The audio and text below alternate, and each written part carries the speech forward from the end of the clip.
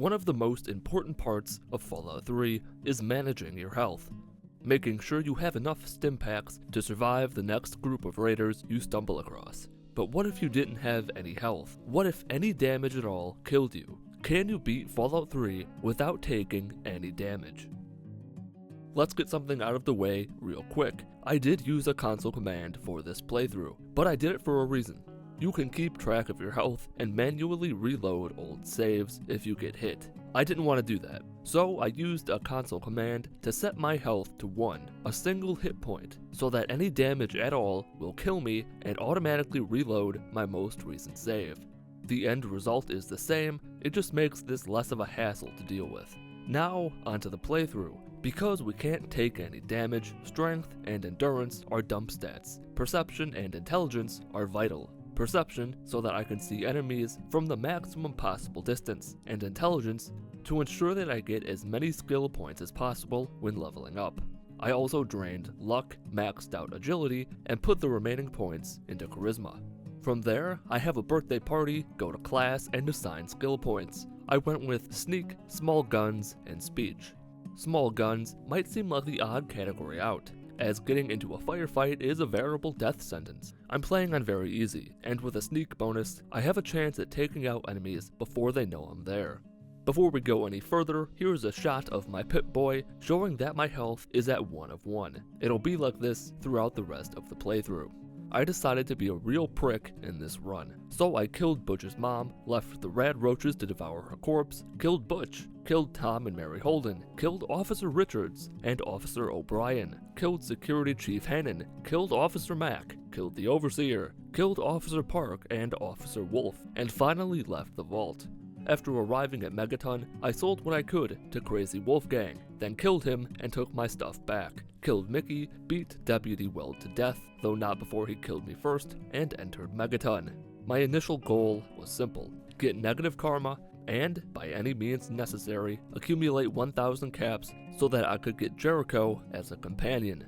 You may be thinking that killing Moira would be a good source of caps, and you're right, but I've got some plans for her.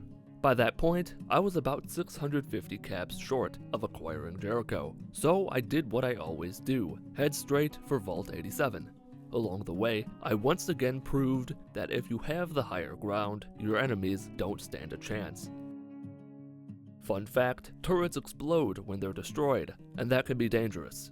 Beneath the town I found lied an encampment of raiders, all of whom were killed and looted. You're probably thinking, wow, this run seems easy so far, and you'd be correct. With the assault rifle I got from Wolfgang, raiders can be killed before they even have a chance to aim.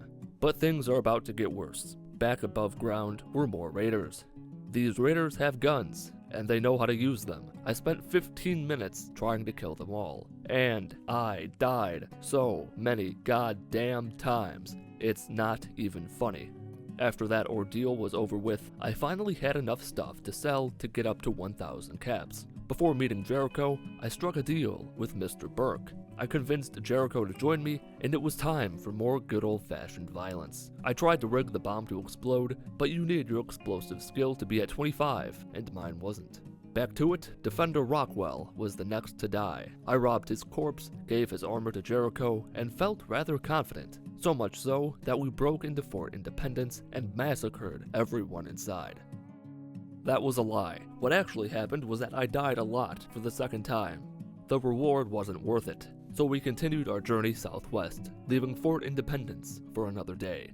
It was time to take our relationship to the next level, and nothing builds a relationship like killing everyone inside a raider outpost, and then dying over and over again while trying to take out a few Yao Guai.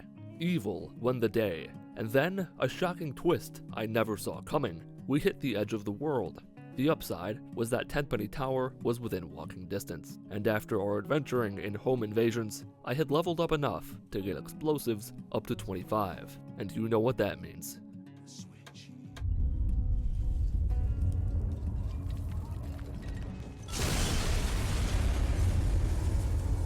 Oh yeah, just beautiful. Truly, Beelzebub would be proud.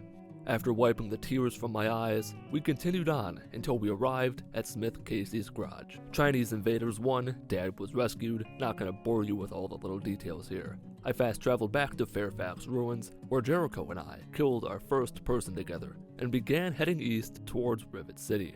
We met up with that little shit with the ant problem and killed most of the ants. I left one for the boy. Either he becomes a man, or that ant has a very fun day, if you know what I mean. The ant eats the kid, that's what I was implying, don't get weird with it. I think Karma was trying to tell me something, because as soon as I blew Grandma Sparkle's head off, my game froze. And then it froze a few more times as I raided her shack. A few raiders under a nearby bridge got to be on the receiving end of me playing with my new toy. Then I fell off a bridge, hit a rock, and died. The Jefferson Memorial was my next stop. I figured I'd get ahead a bit by removing the super mutants from the memorial. Nothing special happened here. I did get smashed with a sledgehammer though, that's always fun. With the memorial now safe, I could finally enter Rivet City. I did some shopping in the Rivet City market before reuniting with my father. Then blah blah blah, plot stuff happens, fuses, doors, intercoms happened. Sewage of course, can't forget about playing in the sewer system. Dad died, who cares? It was time to escape.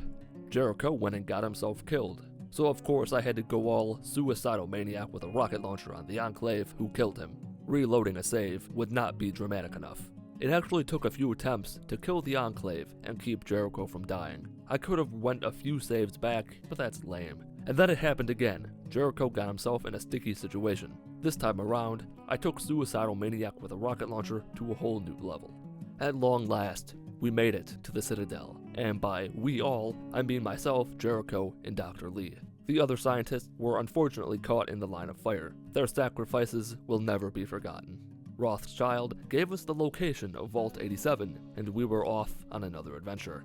Someone got sloppy and let their slaves loose. Luckily for them, Jericho and I were on the scene to clean up their mess.